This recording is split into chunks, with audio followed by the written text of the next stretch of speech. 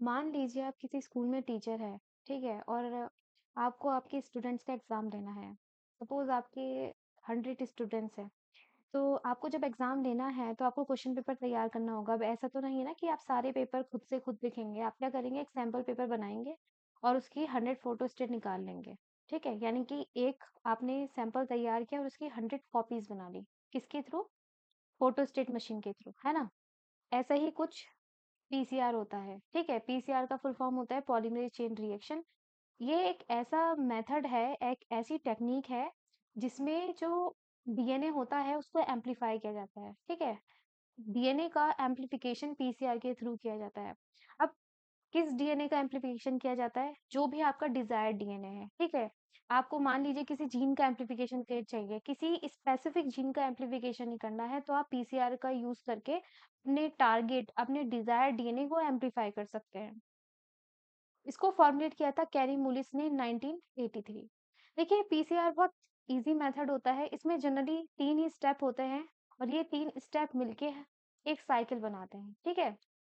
और पहला स्टेप आता है इसमें डीनेचुरेशन। इसमें टेम्परेचर बहुत ज़्यादा इम्पोर्टेंट है क्योंकि टेम्परेचर ही इसमें अप डाउन होता है, ठीक है? तो अगर हम पहले की बात करते हैं, पहला स्टेप जो है हमारा डीनेचुरेशन। तो डीनेचुरेशन हायर टेम्परेचर पे होता है। अब नाम ही इसका खुद बता रहा है डीनेचुरेशन, डीनेचर यानी कि इतना हाई टेम्परेचर दे रहे हैं कि ये जो हमारा डीएनए है, डबल स्ट्रैंडेड डीएनए, इतना हाई टेम्परेचर देने पे ये हमारा सिंगल स्ट्रैंडेड डीएनए में कन्वर्ट हो जाता है। हम जानते हैं डीएनए के बीच में हाइड्रोजन बॉन्ड होती है, तो हाई टेम्परेचर की वजह से ये हाइड्रोजन बॉन्ड टूट जाती है और हमारा डबल स्ट्रैंडेड से सिंगल स्ट्रैंड डीएनए बन जाता है। फिर आता है हमारा एनेलिंग। एनेलिंग माने बाइंडिंग, एनेल करना माने बाइंडिंग करना। तो बाइंडिंग इतने हायर टेम्परेचर पे तो नहीं होगी ना, तो इसलिए जो डीनेचुरेशन का टेम्परेचर है, उससे हल्का टेम्परेचर कम किया जाता है, वो होता है 50 टू 70 डिग्री सेल्सियस। अब इस टेम्परेचर पे एक टर्म आता है प्राइमर। तो ये जो हमारे प्राइमर्स होते हैं, ये हमारा प्राइमर, ये हमारे प्राइमर हमारा जो टारगेट डीएनए होता है इसके साथ बाइंड कर जाते हैं, ठीक है? इसके जो हमारा टारगेट डीएनए है इसके फ्लैंकिंग रीजन्स होते हैं, ये साइड किनारे वाले, इनके साथ हमारे जाके प्राइमर बाइंड करते हैं। प्राइमर क्या होता है? प्राइमर हमारे 15 टू 30 न्यूक्लियोटाइड लॉन्ग सीक्वेंसेस होते हैं, ठीक है? 15 टू 30 न्यूक्लियोटाइड सीक्वेंसेस जो कि हमारा डीएनए के साथ बाइंड करते हैं, जो भी हमारा टारगेट डीएनए है उसके साथ बाइंड करते हैं। देखिए इसमें भी दिखा दिया है ना आपको, ये हमारा प्राइमर हमारे टारगेट डीएनए के फ्लैंकिंग रीजन माने किनारे के रीजन जो है वहाँ पे ये हमारा बाइंड कर रहा है और ये होगा हमारा 50 टू 70 डिग्री सेल्सियस। फिर हमारा थर्ड आता है एक्सटेंशन। एक्सटेंशन में हमारा काम करता है टैग पॉलीमरेज।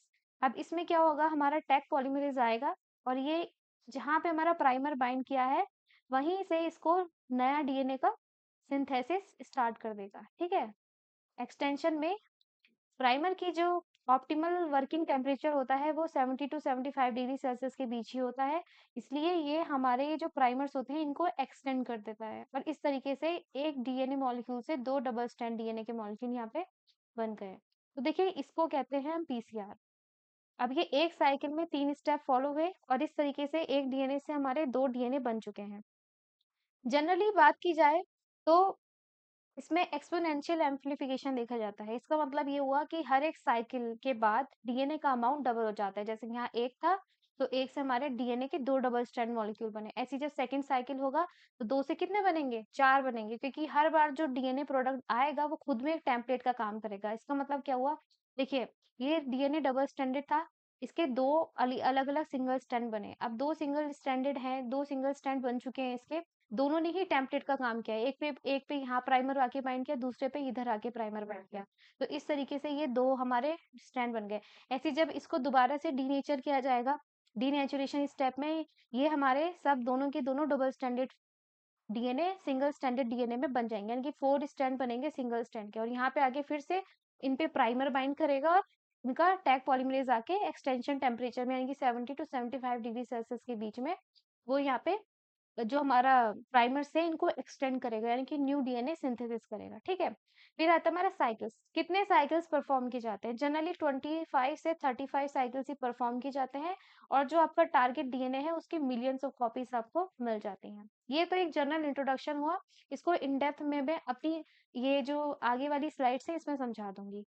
नेक्स्ट आता है हमारा रिक्वायरमेंट्स। देखिए अगर हम परफॉर्म कर रहे हैं पीसीआर, तो हमें क्या क्या चाहिए होगा। पहले तो हम देख लेते हैं मशीन कैसी होती है। ये कुछ ऐसे ही दिखती है पीसीआर मशीन।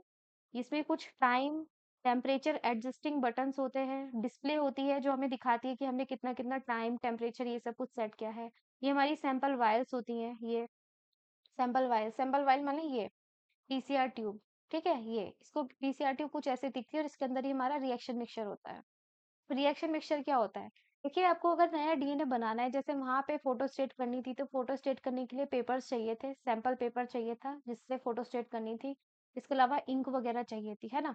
अब ऐसे ही यहाँ पे क्या क्या चाहिए होगा। यहाँ पे एक तो हमें डीएनए चाहिए होगा जिससे हमें कॉपी बनानी है। टैग पॉलीमरेज जो एक एंजाइम है जो बहुत इंपॉर्टेंट है क्योंकि यही सिंथेसिस करेगा। डीएनए बन रहा है तो ऑब्वियस सी बात है, डीएनए के बिल्डिंग ब्लॉक्स से होते हैं हमारे डीएनटीपीस यानी कि न्यूक्लियोटाइड्स, तो ये हमारे यहाँ पे आएंगे। फिर हमारा बफर चाहिए होगा, मैग्नीशियम चाहिए होगा। मैग्नीशियम कोफैक्टर है पॉलीमरेज के लिए, और हमारा पीसीआर केमिकल एनवायरनमेंट प्रोवाइड कराता है टैग पॉलीमरेज को। फिर देखिए, सबसे इंपॉर्टेंट आते हैं प्राइमर्स। तो प्राइमर्स को मैं थोड़ा इन डेप्थ पढ़ाऊंगी ताकि आपकी कॉन्सेप्ट प्राइमर्स के लिए थोड़ा क्लियर हो जाए कि प्राइमर्स क्या होते हैं। देखिए, पहला मेरा सवाल ये है कि सपोज करिए आप जिस डीएनए को सिंथेसाइज करना चाहते हैं, डायरेक्टली आप पीसीआर ट्यूब के अंदर केवल वही डीएनए तो नहीं डालेंगे ना। आपके पास एक सेल से आइसोलेट किया गया डीएनए होगा, ठीक है। आपके पास क्या है? आइसोलेटेड डीएनए जिसको आपने आइसोलेट किया है। अब उस डीएनए में मान के चल लेते हैं कि आपको केवल इस रीजन को ही एम्पलीफाई करना है, और इसको मैं नाम देती हूँ एक्स जीन। मान लीजिए आपको केवल एक्स जीन को ही एम्पलीफाई करना है, तो टैग पॉलीमरेज को कैसे पता चलेगा कि वो एक्स जीन पे आके ही बाइंड करे, इस एक्स जीन को ही यहाँ से शुरू करे? कैसे? तो उसको कैसे पता चलेगा? उसको पता चलेगा प्राइमर से। क्यों? क्योंकि हमारे प्राइमर्स क्या होते हैं? हमारे प्राइमर्स टारगेट स्पेसिफिक होते हैं। हमारे प्राइमर्स केवल टारगेट के साथ ही जाके बाइंड करेंगे। तो हमारा प्राइमर एक बार बाइंड कर गया, जहां हमारा प्राइमर बाइंड होगा वहां पे हमारा टैग पॉलीमरेज आएगा और हमारे केवल टारगेट जीन को ही वो क्या करेगा? एम्पलीफाई करेगा, टारगेट डीएनए को ही केवल एम्पलीफाई करेगा। अब एक क्वेश्चन और आता है। देखिए, प्राइमर टारगेट डीएनए के साथ ही जाके बाइंड क्यों कर रहा है? क्योंकि जो प्राइमर का सीक्वेंस है वो कॉम्प्लीमेंट्री सीक्वेंस है टारगेट डीएनए के लिए, है ना। तो हम क्या करते हैं? प्राइमर डिजाइन करते हैं। मान लीजिए इस एक्स जीन को हमें एम्पलीफाई करना है, ठीक है। अब हमें क्या करना पड़ेगा? इसके लिए प्राइमर्स डिजाइन करने पड़ेंगे। प्राइमर डिजाइन करने पड़ेंगे क्योंकि पहले से तो मार्केट में अवेलेबल नहीं होंगे ना इतने। डीएनए तो इतने सारा होता है, कितने सारे एनिमल्स हैं, तो सारा तो पहले से ही आपके लिए प्राइमर्स अवेलेबल नहीं होंगे। कुछ तो है प्राइमर। मान लीजिए कोई अचानक से कोई एक्स जीन आया, आपने बोला कि हमें इसका प्राइमर चाहिए, तो प्राइमर तो आपको डिजाइन करना पड़ेगा। डिजाइन करने का क्या मतलब होगा? डिजाइन करने का मतलब ये है कि ये हमारा एक्स जीन है, इसमें थोड़ा डायरेक्शन लिख देते हैं। ये है हमारा 5 प्राइम टू 3 प्राइम, और ये 3 प्राइम टू 5 प्राइम। देखिए, हम जानते हैं कि डीएनए की सिंथेसिस किस डायरेक्शन में होती है। डीएनए की सिंथेसिस होती है 5 प्राइम टू 3 प्राइम डायरेक्शन, क्योंकि 3 प्राइम पे क्या प्रेजेंट होता है? ओएच, ठीक है। तो यहाँ पे हमारी इस तरीके से डायरेक्शन होती है। तो जब हमारा प्राइमर है, प्राइमर के पास क्या होता है? कॉम्प्लीमेंट्री सीक्वेंस होता है, क्योंकि ये होगा हमारा 5 प्राइम 3 प्राइम 5 प्राइम 3 प्राइम। ये हमारे दो प्राइमर डिजाइन करने होते हैं। ये हमारा रिवर्स डायरेक्शन में जा रहा है, इसलिए हम इसको बोलते हैं रिवर्स प्राइमर। ये हमारा आगे की तरफ जा रहा है, इसको हमने बोलते हैं फॉरवर्ड प्राइमर, ठीक है। आपको होप समझ में आ रहा हो सब कुछ। तो देखिए, मैं क्या कहना चाह रही हूँ। मैं ये कहना चाह रही हूँ कि ये एक्स जीन को ही एम्पलीफाई करना है। टैग पॉलीमरेज को कैसे पता चलेगा एक्स जीन ही एम्पलीफाई हो? उसके लिए हमने प्राइमर डिजाइन किए हैं। अब प्राइमर क्या होते हैं? प्राइमर जनरली क्या होते हैं? यही हमारे जो हमारा डीएनए है, टारगेट डीएनए, उसी के फ्लैंकिंग रीजन का ये कॉम्प्लीमेंट्री सीक्वेंस गेन करते हैं। उनके बीच में यहाँ पे हाइड्रोजन बॉन्ड बन जाती है, ठीक है।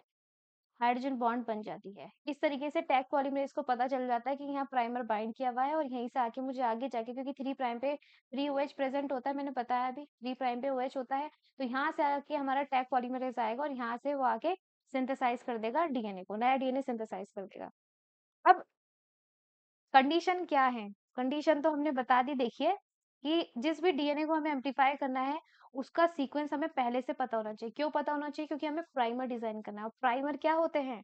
प्राइमर में कॉम्प्लीमेंट्री सीक्वेंस होता है हमारे टारगेट डीएनए का, यानी कि जिस डीएनए को हमें एम्पलीफाई कराना है, उस डीएनए के फ्लैंकिंग रीजन यानी कि किनारे वाले रीजन का ही हम कॉम्प्लीमेंट्री सीक्वेंस बनाते हैं। कॉम्प्लीमेंट्री सीक्वेंस बनाते हैं मतलब यहाँ पे मान लीजिए एग्जाम्पल के तौर पे बता देते ATGC होगा यहाँ पे मान लेते हैं TCAT, यहाँ पे ये था, ठीक है। तो हमारा जो प्राइमर हम डिजाइन करेंगे तो उसमें हम क्या लिखेंगे, हम लिखेंगे यहाँ पे TACG, हमारा इसका कॉम्प्लीमेंट्री सीक्वेंस ये होगा। ऐसे ये है तो इस वाले प्राइमर के लिए हमारा कॉम्प्लीमेंट फॉरवर्ड के लिए हमारा कॉम्प्लीमेंट्री सीक्वेंस क्या होगा, C के लिए G, A के लिए T और T के लिए A, ये हमारा होगा। मैंने 4 ही बनाए, जनरली 15 to 30 न्यूक्लियोटाइड लॉन्ग होता है, ठीक है। आया समझ। फिर नेक्स्ट इंफॉर्मेशन, क्योंकि हमें डीएनए सीक्वेंस इसलिए पता होना चाहिए क्योंकि हम इस इंफॉर्मेशन का किस लिए यूज कर रहे हैं, हम ये ऑलिगोन्यूक्लियोटाइड प्राइमर बनाने के लिए यूज कर रहे हैं, जैसा कि यहाँ मैंने बताया। फिर आता है हमारा यही कि ये प्राइमर्स हमारे टारगेट सीक्वेंस स्पेसिफिक होते हैं और 15 to 30 न्यूक्लियोटाइड लॉन्ग होते हैं। 15 से 30 ही लॉन्ग क्यों होना है इनको मैं अभी बताती हूँ आगे भी। Primer initiates the synthesis of new strand which are complementary to the individual DNA strand of the target DNA segment. Clear? They are important for selective amplification, क्योंकि हमें पता है कि जो हमारा प्राइमर है वो हमारा टारगेट स्पेसिफिक है, क्योंकि जो हमारा टारगेट डीएनए है उसी के फ्लैंकिंग रीजन का कॉम्प्लीमेंट्री सीक्वेंस इसके पास होता है, तो इसलिए ये हमारा क्या कराता है, सिलेक्टिव एम्पलीफिकेशन कराता है। तो आप मान लीजिए सपोज आप एक रिसर्च स्कॉलर है और आपको प्राइमर डिजाइन करना है, तो आपको क्या बातें ध्यान में रखनी होंगी, क्या बातें ऐसी हैं जो हमें बहुत ज्यादा ध्यान में रखनी होंगी, तो वो बातें होती हैं प्राइमर लेंथ। प्राइमर लेंथ मतलब प्राइमर ना तो ज्यादा शॉर्ट होना चाहिए ना ज्यादा लॉन्ग होना चाहिए। क्यों? देखिए अगर प्राइमर बहुत ज्यादा शॉर्ट होगा तो ऑब्वियस सी बात है कि वो डीएनए में नॉन टारगेट साइट के साथ भी जाके बाइंड कर सकता है, क्योंकि वो इतना छोटा है तो हो सकता है कि ऐसा सीक्वेंस उसको डीएनए में कहीं ना कहीं मिल जाए, पॉसिबिलिटी है। तो इसीलिए बहुत ज्यादा शॉर्ट भी नहीं होना चाहिए, बहुत ज्यादा लॉन्ग भी नहीं होना चाहिए। अगर बहुत ज्यादा लॉन्ग हुआ तो जो इसका हाइब्रिडाइजेशन स्पीड है वो बहुत कम होगी, मतलब बहुत स्लो बाइंड करेगा ये डीएनए के साथ, तो ज्यादा लॉन्ग भी नहीं होगा। इसलिए जो इसकी ऑप्टिमल लेंथ रखी गई है वो 15 to 30 न्यूक्लियोटाइड है, मतलब लॉन्ग इनफ फॉर स्पेसिफिसिटी, मतलब इतना है कि वो स्पेसिफिकली केवल अपने टारगेट साइट के साथ बाइंड करेगा, और short enough for bind easily, मतलब इतना शॉर्ट है कि इतना लॉन्ग भी नहीं, इतना शॉर्ट है कि वो आराम से बाइंड कर जाएगा। क्लियर? फिर आता है हमारा नेचर ऑफ सीक्वेंसेस। देखिए ये तो बहुत ज्यादा इंपॉर्टेंट है। ये इंपॉर्टेंट क्यों है? 3 बेस पेयर से ज्यादा इन्वर्टेड रिपीट्स या सेल्फ कॉम्प्लीमेंट्री सीक्वेंसेस नहीं होने चाहिए। मान लीजिए आपने ऐसा प्राइमर डिजाइन किया है उसमें सेल्फ कॉम्प्लीमेंट्री सीक्वेंसेस हैं या फिर इन्वर्टेड रिपीट्स हैं, तो वो क्या करेगा, हेयर पिन स्ट्रक्चर बना देगा। पता चला कि आपका प्राइमर खुद ऐसे बाइंड कर गया, ऐसा भी नहीं होना चाहिए, है ना। और दूसरा, प्राइमर के अंदर हमारे कॉम्प्लीमेंट्री सीक्वेंसेस भी नहीं होना चाहिए दो प्राइमर के बीच। मान लीजिए ये हमारा रिवर्स प्राइमर था और ये हमारा फॉरवर्ड प्राइमर है, फॉरवर्ड प्राइमर। और तो अगर इन दोनों के बीच में ही कॉम्प्लीमेंट्री सीक्वेंसेस हो गए तो ये तो आपस में बाइंड कर जाएंगे, तो ये क्या बना देंगे हमारे प्राइमर डाइमर। यहाँ पे हमारा प्राइमर डाइमर ही बन जाएगा। और पता चला टैग पॉलीमरेज इन दोनों को ही एम्पलीफाई करने पर लगा पड़ा है, इन दोनों को ही, मतलब एम्पलीफाई नहीं, मतलब प्राइमर डाइमर को ही बना रहा है, प्राइमर डाइमर को ही एक्सटेंड कर रहा है ना। तो हमें क्या मिलेगा, अनडिजायर्ड प्रोडक्ट मिलेगा। तो सेल्फ कॉम्प्लीमेंट्री सीक्वेंसेस भी इसलिए नहीं होना चाहिए। क्लियर? चलिए नेक्स्ट चलते हैं।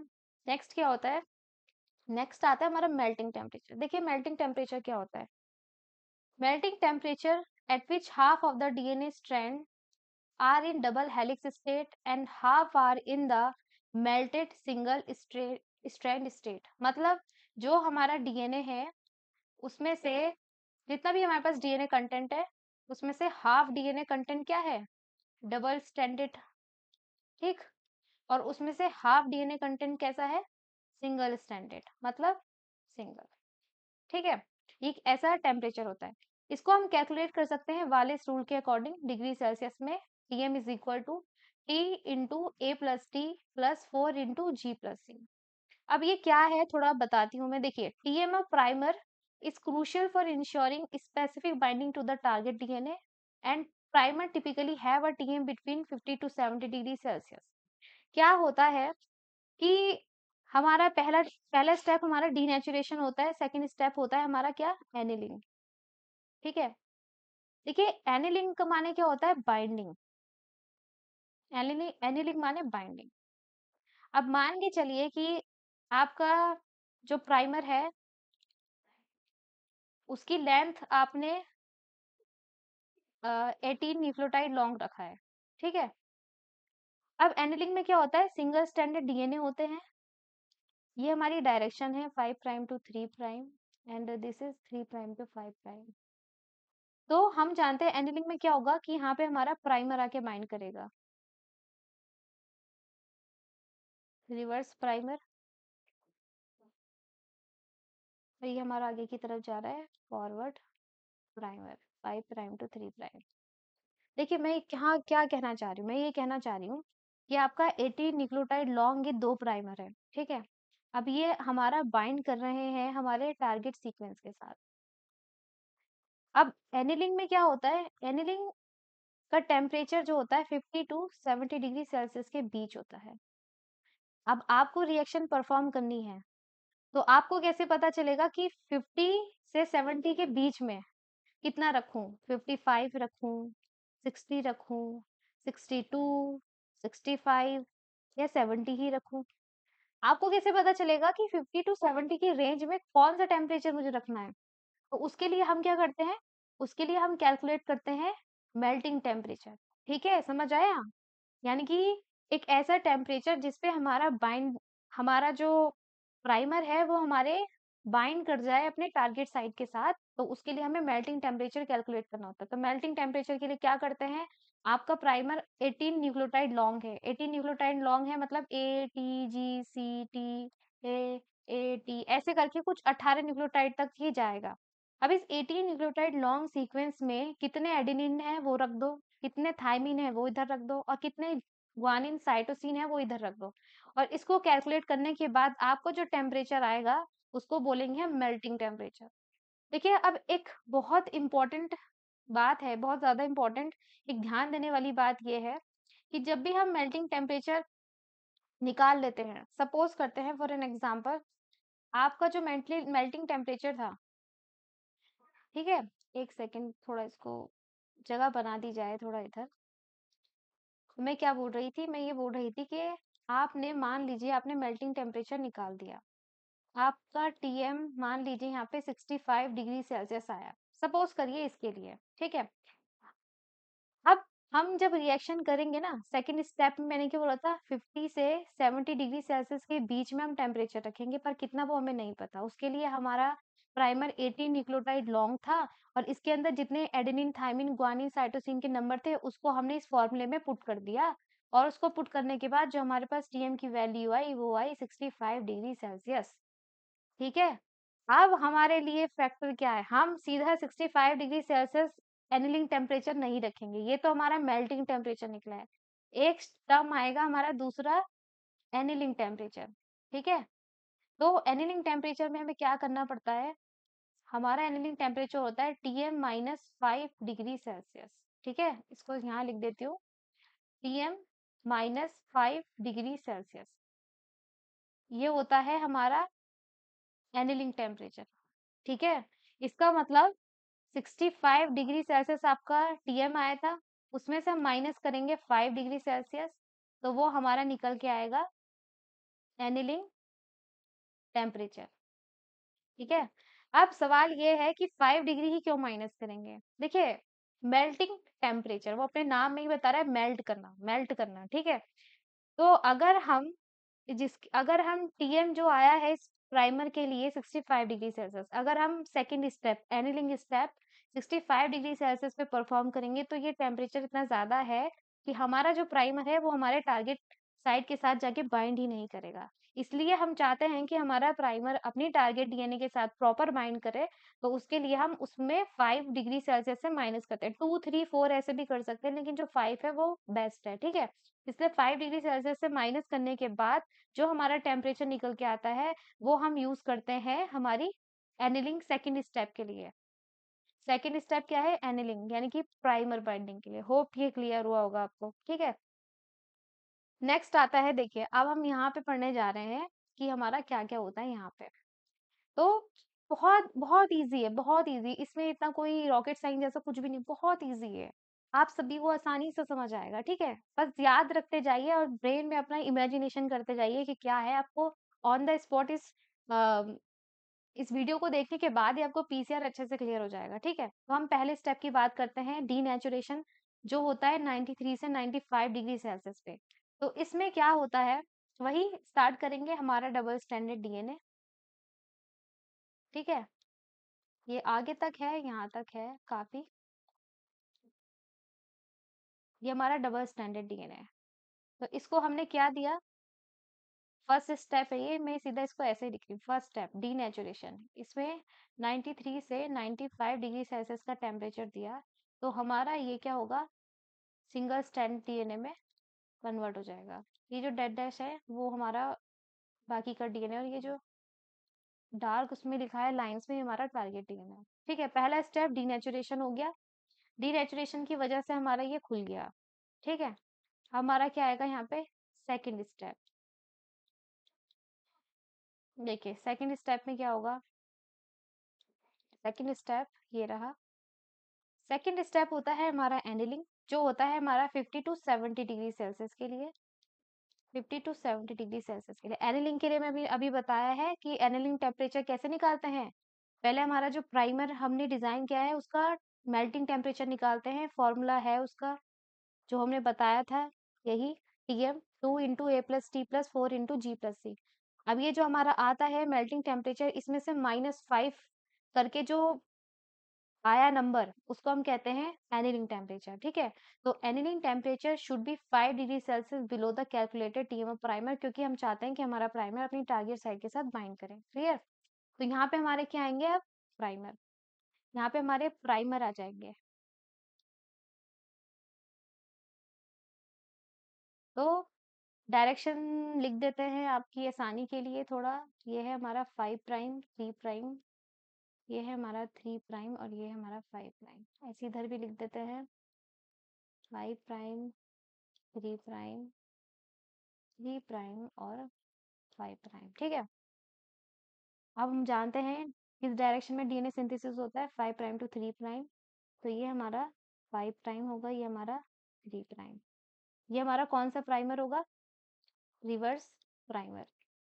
अब ऐसे ही इधर से ये आगे की तरफ जा रहा है, 5 प्राइम टू 3 प्राइम, ये है हमारा फॉरवर्ड प्राइमर, क्लियर? ये हमारा सेकंड स्टेप कंप्लीट होगा, एनिलिंग। एनिलिंग के बाद हमारा थर्ड स्टेप आएगा, जो हमारा परफॉर्म होगा 70 टू 75 डिग्री सेल्सियस। देखिए इसमें जो हमारा टैग पॉलीमरेज है ना, वो बहुत इंपॉर्टेंट है। टैग पॉलीमरेज ही आके हमारा यहाँ पे सिंथेसाइज करेगा नए डीएनए को। कहाँ से सिंथेसाइज करेगा, जहाँ पे हमारे प्राइमर एंड हो गए, ठीक है? जहाँ हमारे प्राइमर एंड हो गए हैं वहां पे हमारा आके ये बाइंड कर जाएगा। यहाँ तक तो हमारे प्राइमर ही थे, रिवर्स प्राइमर, ये है फॉरवर्ड प्राइमर, और यहाँ पे हमारा आया हीरो। कौन हीरो, यहाँ पे हमारा आया टैग पॉलीमरेज, और उस टैग पॉलीमरेज ने यहाँ पे डीएनए को सिंथेसाइज किया और एक यहाँ डीएनए को सिंथेसाइज किया। इस तरीके से हमारे एक डबल स्टैंडर्ड डीएनए से दो डबल स्टैंड डीएनए के मॉलिक्यूल बन गए, बस। एक्सटेंशन ऑफ री prime end of the primer, और ये किसके थ्रू होता है, ये होता है हमारा टैग पॉलीमरेज के थ्रू, ठीक है? कितना आसान था, देखिए कुछ भी नहीं था इसमें। डबल स्टैंडर्ड डीएनए था, हाई टेम्परेचर दिया, सिंगल स्टैंड में हो गया। सिंगल स्टैंड में क्यों हुआ, क्योंकि हाई टेम्परेचर से, हाई टेम्परेचर में यहाँ पे क्या होती है, हाइड्रोजन बॉन्ड ब्रेक होती है, ठीक है? हाइड्रोजन बॉन्ड ब्रेक होने के बाद हमने यहाँ प्राइमर एनिलिंग कराई। एनिलिंग एनिलिंग कराने के बाद हमारा, हमने थोड़ा टेम्परेचर एक्सटेंड किया, तो वो हमारा टैग पॉलीमरेज आया और उसने 70 से 75 डिग्री सेल्सियस के बीच में अपना नया डीएनए सिंथेसिस स्टार्ट कर दिया। देखिए कभी कभी एक चीज और देख लेते हैं, कभी कभी क्या होता है कि जो हमारे ये है प्राइमर एनिलिंग टेम्परेचर, ठीक है, लिख देते हैं यहाँ पे। कभी कभी क्या होता है, एनिलिंग टेम्परेचर और हमारा प्राइमर एक्सटेंशन टेम्परेचर, ये कभी कभी बराबर होते हैं, ठीक है? जिसमें हमारा टैग पॉलीमरेज काम करता है, ठीक है? ये कभी कभी बराबर होते हैं। तो बराबर होने की वजह से ये दोनों स्टेप एक ही स्टेप में काउंट होता है, क्योंकि टेम्परेचर को तो चेंज नहीं करना पड़ता। जब दोनों का टेम्परेचर बराबर है तो टेम्परेचर में शिफ्टिंग नहीं होगी, इसलिए ये दोनों को एक ही स्टेप माना जाता है। और इस स्टेज में जो पीसीआर होता है उसे टू स्टेप पीसीआर कहते हैं। ठीक है, two step PCR. Two step PCR माने ये दोनों का केवल एक ही स्टेप कहलाएगा। एक्सटेंशन और एनीलिंग टेम्परेचर सेम होने की वजह से टेम्परेचर में कोई चेंज नहीं होगा, जिसकी वजह से ये दोनों स्टेप एक ही स्टेप कहलाएंगे और एक हमारा डीनेचुरेशन का स्टेप, इसलिए इसको हम टू स्टेप पीसीआर कहते हैं। थ्री स्टेप पीसीआर में तो तीनों आते हैं ना, डीनेचुरेशन, प्राइमर एनीलिंग और प्राइमर एक्सटेंशन, लेकिन यहाँ पे तो केवल दो ही आएंगे, denaturation, primer annealing and primer extension, वो दोनों का एक हो गया। ठीक है, ये होती है टू स्टेप पीसीआर। क्लियर? चलिए अब नेक्स्ट पढ़ते हैं। और देखिए, ये एक साइकिल है जो ये मैंने पढ़ाया है ना पूरा, ये वाला पूरा यहाँ से यहाँ तक का, इसको बोलते हैं वन साइकिल। ठीक है, अब आगे वाले साइकिल में क्या होगा, ये जो हमारे दो बन गए हैं डबल स्टैंडर्ड डीएनए, ये नेक्स्ट साइकिल में, सेकंड साइकिल में जाएंगे। सेकंड साइकिल में वही से यही तीन स्टेप बार बार रिपीट होते रहेंगे। ठीक है, और इसी से हमारी मिलियंस ऑफ कॉपीज तैयार हो जाएंगी बन के। अब थोड़ा सा पढ़ लेते हैं हम टैग पॉलीमरेज के बारे में कि टैग पॉलीमरेज क्या होता है। देखिए, टैग पॉलीमरेज क्या है, इसको ऑब्टेन किया जाता है थर्मस एक्वाटिकस से। Thermostable up to 94 degree Celsius. इसका ऑप्टिमम वर्किंग टेम्परेचर जो होता है जनरली 75 टू 80 डिग्री सेल्सियस के बीच होता है। एक्सटेंशन रेट की बात करते हैं तो ये 35 to 100 nucleotide per second 72 degree Celsius पे करता है एक्सटेंड। और दूसरा leg 3 prime to 5 prime proof reading activity. ठीक है, इसके पास प्रूफ रीडिंग एक्टिविटी नहीं होती है, इसी वजह से अगर कोई रॉन्ग न्यूक्लियोटाइड इनकॉर्पोरेट इसने कर दिया तो जो इलोंगेशन स्टेट है, इलोंगेशन रेट है, वो हमारा स्लो हो जाएगा, एक्सटेंशन रेट जो है वो स्लो हो जाएगा, या फिर स्टॉप ही हो जाएगी रिएक्शन। ठीक है, वहीं पे स्टॉप हो जाएगी, जो हमारा डीएनए सिंथेसिस है वो स्टॉप हो जाएगा। ठीक है, अब यहाँ पे एक अलग कॉन्सेप्ट आती है, थोड़ा सा कॉन्सेप्ट क्या है, ये है कि ये फॉर्मूला है। ठीक है, अब ये फॉर्मूला किसके लिए है, ये फॉर्मूला क्या है, ये फॉर्मूला किसके लिए है। अब हम जानते हैं हर साइकिल के बाद जो टेम्पलेट नंबर है वो डबल हो जाते हैं। तो हम जानना चाहते हैं कि कितने साइकिल के बाद, 10 साइकिल, 20 साइकिल, 25 साइकिल, 30 साइकिल, इतने साइकिल के बाद हमारे डीएनए का अमाउंट कितना हो गया। ठीक है, तो हम जानना चाहते हैं हमारा फाइनल प्रोडक्ट कितना आया एग्जाम्पल के तौर पे 30 साइकिल परफॉर्म करने के बाद। तो हम इस फॉर्मूले से निकाल सकते हैं। यहाँ पे एन एफ है, एन आई और 2 की पावर n है। तो यहाँ लिख देते हैं एन एफ क्या है, एन एफ क्या है, ये है final number of DNA, final number of DNA molecules, DNA molecules produced by the PCR. ठीक है, प्रोड्यूस्ड बाय पीसीआर। अब ये फाइनल नंबर है तो एन आई क्या है, एन आई है initial number of molecules, initial number of templates या फिर डीएनए मॉलिक्यूल्स। ठीक है, और एन क्या है, number of cycles, number of cycles perform, जितने भी आपने यहाँ पे परफॉर्म किए हैं। तो ये है पीसीआर। अब इसका यूज क्या क्या है, थोड़ा सा ये भी जान लेते हैं। यूज क्या क्या है, इसकी एप्लीकेशन क्या क्या है। जेनेटिक रिसर्च में यूज कर सकते हैं, क्लोनिंग के लिए, सीक्वेंसिंग के लिए, जीन एक्सप्रेशन एनालिसिस के लिए, मेडिकल डायग्नोस्टिक में यूज कर सकते हैं, यानी कि डिटेक्ट करने के लिए किसी पैथोजन को, जेनेटिक म्यूटेशन, हेरिडिटी डिजीज में। पैथोजन डिटेक्शन, मान लीजिए किसी को बैक्टीरियल इन्फेक्शन है या फिर वायरल इन्फेक्शन है, तो उस वायरल के अगेंस्ट प्राइमर डाल देंगे या फिर उस बैक्टीरिया के अगेंस्ट प्राइमर डाल देंगे। सबसे पहले क्या करना पड़ेगा, डीएनए चाहिए ना, तो सबसे पहले डीएनए आइसोलेट करना पड़ेगा। डीएनए आइसोलेट करने के बाद उस वायरस या बैक्टीरिया के अगेंस्ट प्राइमर डालेंगे, तो वही स्पेसिफिक जो डीएनए है वही हमारा क्या होगा, एम्पलीफाई होगा, और उस समय पता चल जाएगा कि इसको वायरल इन्फेक्शन है या बैक्टीरियल इन्फेक्शन है, क्या है। फॉरेंसिक साइंस में यूज किया जाता है इसका, क्रिमिनल इन्वेस्टिगेशन के लिए, एग्रीकल्चर में जेनेटिकली मॉडिफाइड ऑर्गेनिज्म डिटेक्शन के लिए ये यूज किया जाता है। होप आप सबको ये वीडियो पसंद आई हो। अगर आपको ये वीडियो पसंद आई हो तो प्लीज मेरी वीडियो को लाइक करें, शेयर करें, चैनल को सब्सक्राइब करें। और अगर आपको कोई डाउट है या कोई भी क्वेश्चन है तो आप प्लीज कमेंट सेक्शन में क्वेश्चन जरूर पूछें। Thank you.